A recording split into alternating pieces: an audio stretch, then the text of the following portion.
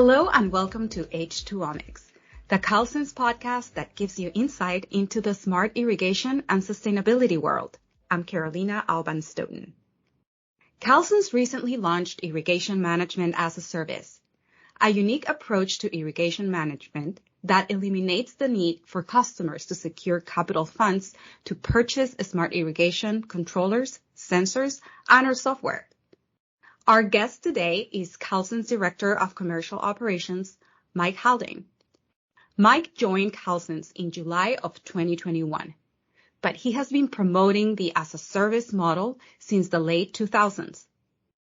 Prior to Calsense, Mike launched an as-a-service offering for municipal customers in the area of traffic management. He championed bringing irrigation management as a service to life to make water conservation a reality to those organizations that haven't had easy access to smart irrigation solutions before. Welcome, Mike. I'm so excited to have you as our first guest in the H2OMIC podcast. Thanks, Carolina. It's great to be here. So for those who are new to the smart irrigation world, tell us about Calsense's impact when it comes to irrigation management. Sure. So Calsense has been with us for just over 35 years, actually, so going all the way back to 1986. And during that time, the first innovation was a moisture sensor, with the idea being that we could measure the moisture content in the soil, and then that could impact the type of irrigation that was necessary that night, the next day, et cetera. And the thinking behind that was that that would help us to conserve water, because at that time, most of the controllers that were out on the marketplace were simply time-based. So you would set your controller for a specific time at a specific date, and then it would go for the duration of whatever you set. And there really wasn't any intelligence in it at all. It wasn't based on the needs of the soil or the plants. It was just simply based on a clock. And so we've gone from that to smart irrigation controllers, which essentially takes inputs from things like moisture sensors, but also weather data, and other types of peripherals that are able to provide inputs that would be important for determining when and where the watering should happen. And that's for both the benefit of the plant life that you're trying to keep irrigated, as well as the environment in terms of trying to conserve water. And I guess all of this is now available as a service. Tell me a little bit about what is irrigation management as a service, or what it's being called as well, IMaaS. Back at the end of February, we launched Irrigation Management as a Service, or as you said, it's dubbed IMaaS. And this is really meant to be a turnkey solution that gives customers the ability to have access to all of the hardware, software, upfront services, and ongoing services that might be necessary to put a smart irrigation controller or set of controllers into place. And the idea behind it is that we can make it available without the need for capital dollars. And what that means is that customers that maybe didn't have access to those capital dollars in the past can do it with operating dollars instead. And the thinking is that with the savings that come as a result of using less water and better utilizing labor, those savings can be used to help fund the actual subscription for irrigation management as a service. And so what that allows is for them to have access to all the technology they need up front, and therefore get all the benefit associated with the solution up front, as opposed to having to wait for the capital dollars to be available. So in many cases, what happens is a municipality will get funding 1 year at a time, maybe over a 10-year period. And, after 5 years, 10 years, whatever that time frame is, they ultimately have the solution in place and the full value being recognized. But the problem is that they only get the value one-tenth at a time. Let's just say that it's a 10-year horizon. They get a tenth of the value in year one. They get 2/10 of the value in year two, 3/10 in year three, and so on. What this allows them to do is to take full value up front and enjoy all the benefits that come as a result of having the solution available now, as opposed to phased in over time. Yeah, sounds great. I was going to ask, so why was irrigation management as a service developed? Give me a little bit of context, perhaps, or trends that have allowed for this solution to come to light. So the primary reason that it was developed was simply to give access to irrigation smart irrigation controllers and related peripherals to a broader set of customers. So as I started to explain a little bit earlier, capital budgets are what they are. That's how a lot of capital projects get funded in cities and in school districts, university campuses, at the state level, et cetera. And our thinking was that we wanted to make this technology as available as we could be to as many customers as possible, because right now is the time to conserve. I mean, climate change is what it is. It's causing the droughts that we're seeing in the West and elsewhere. And we felt like we needed to get this technology out there as much as possible, as quickly as possible. And so this was one way to do it. So as opposed to having our customers be reliant on those capital budgets that, typically roll projects out over years as opposed to months, this was a way for us to make everything available up front, to give them the full value of what they're wanting to put into place in year one, as opposed to having to wait for 3 years, 5 years, 10 years, and to do it in a way that they could afford, from the standpoint of their budget overall. So what happens here is that the funds used typically to pay for an as-a-service offering come out of the operating budget. And the idea is to say, let's put in place a solution that is going to save us dollars from the standpoint of water and the conservation that this kind of a solution enables, as well as labor and making that labor more efficient.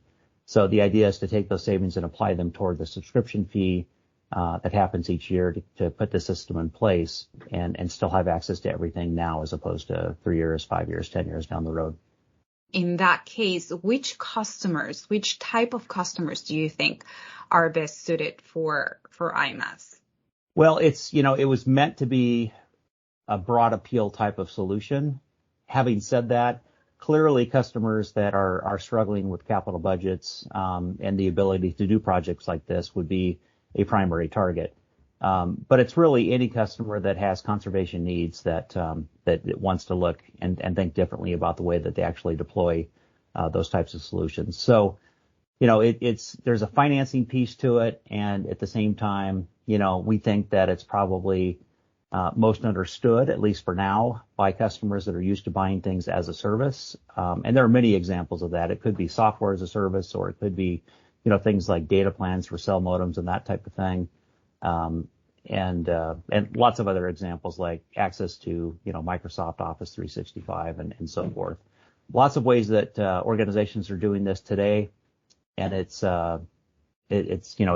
just simply meant to make it more accessible based on what's been out there in the past. Now, you mentioned financing, so I think it's important to clarify if IMaaS is in fact financing. No, it's not financing. It's really meant to be.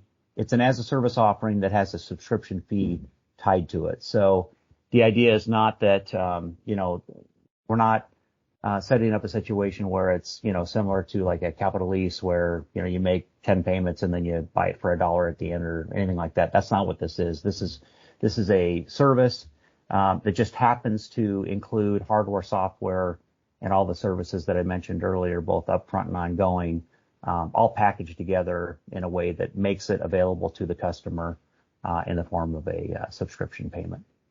So how does a customer pay to get IMaaS? Typically what happens is once we have the solution scoped and priced and contracted, we would then deploy it, and we have a whole process for how we do that, including the assignment of a project manager who works with the project manager on the customer side. There's an implementation process that includes installation of hardware, configuration of the system, deployment of the software, et cetera. Once all that's done, we go live, and that includes training and making sure that the system is doing everything that it's supposed to do. And then we would bill the customer for the first year, and typically that's paid 1 year in advance.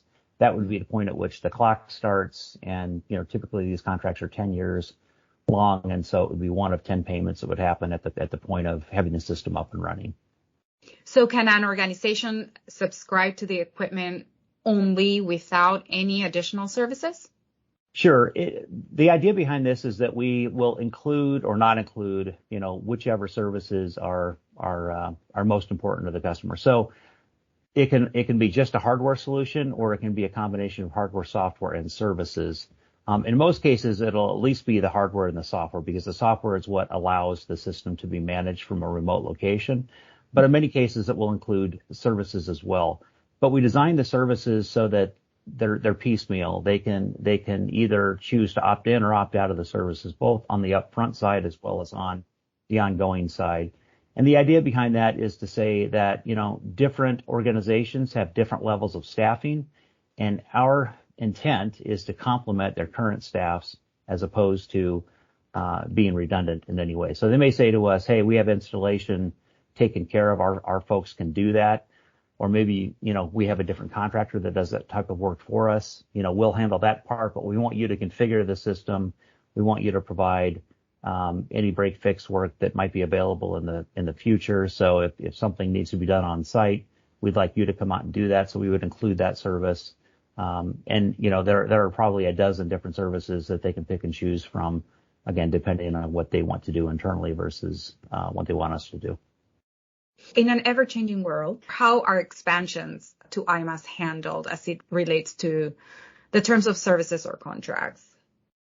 Well, there's a master services agreement that gets put into place, which is very typical for this type of an offering at the time of sale.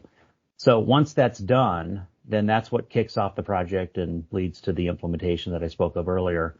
At some point in the future, if they wish to expand, it's pretty simple. It's a simple amendment to that master services agreement that would summarize what it is we're adding, and it would reprice the system based on that, and then that would become a part of the legal documentation that represents the agreement between the two parties, ourselves and our customer. What about those alerts and reports that are so important to the customers? How often will reports be provided to the customers? That's configurable. However, we're thinking that once per month is probably appropriate on the reporting side. But again, that can be once per week, or it can be once every couple of months. And the reports themselves are pretty configurable as well. So in terms of what types of information would be in the reports, that's part of the discussion that we'll have early on in the engagement as we're scoping out the project and that type of thing. The alerting is something that typically happens every day. Usually we fire off alerts, very early in the morning. And you're probably going to ask me, which people those alerts go to. Yeah. Certainly they would come to Calsense because, in the end, we've got some role, if not a very big role, in terms of keeping the system up and running. But also to the customer and maybe even some of their contractors who may need to be in the know in terms of what's happening with the system. So, for example, if there was an alert that had to do with the mainline break, we would certainly want to know about that, and our system would typically shut the system down at the point of, knowing that there's a break. We would shut the mainline valve off if that were an option that we're contracted for. And at the same time, the people that are responsible for the health of that mainline would want to know that as well. So let's just say that, for example, we're talking about a school district and, maybe there's nobody there over the weekend, but the line bursts over the weekend. And, certainly the person responsible for that would want to get a text so that if nothing else, they knew come Monday morning they were going to have to come and deal with a line that had burst, albeit, having been shut off over the weekend, but still it's going to have to be repaired. And so they would want that alert sooner than later. And we would want it as soon as we knew that it happened so that we could shut the valve down. But again, I'm saying that we're going to be shutting things down. That's all handled in an automated way based on how the controller itself is configured. So what are the results that you're hoping for now that Calsense is offering this solution? Well, my hope would be that more organizations, significantly more organizations, that would otherwise be the case, can now put themselves in a position financially to be able to put this kind of a solution in place and to do it in a holistic way up front as opposed to having to wait for years as capital budgets get renewed and they're able to do, phase 1, phase 2, phase 3, et cetera. Again, it's fair to say that with climate change and the severe droughts that we're seeing in the West and elsewhere, that the time is now to make positive change. This is our way of trying to make what we think the right solution is much more accessible to the customers that need them. need the solution and need the things that we sell, whether it be the hardware, the software, or the services. And, we hope the customers see it the same way. It's a unique approach to the market for sure. But at the same time, it's part of a bigger macro trend in terms of how these types of offerings are being made available to the market as a whole. So where can people go if they want to find out more about IMaaS? Well, they can talk to any of our salespeople or any of the regional account managers. They can talk to me if they'd like to contact me directly, or certainly they can go to the website calsense.com/IMaaS, IMaaS. Fantastic. Well, Mike, we know how busy you are, especially now that we're in the middle of Smart Irrigation Month. So we truly appreciate your time. Thank you. Thank you for having me. That was Mike Haldane, Director of Commercial Operations at Calsense, who was behind the development and launch of Irrigation Management as a Service. Thanks for listening to today's episode. If you'd like to listen to other episodes, visit calsense.com/podcast or search for H2OMICS on your favorite podcast platform. Until next time, I'm Carolina Alban Stoughton.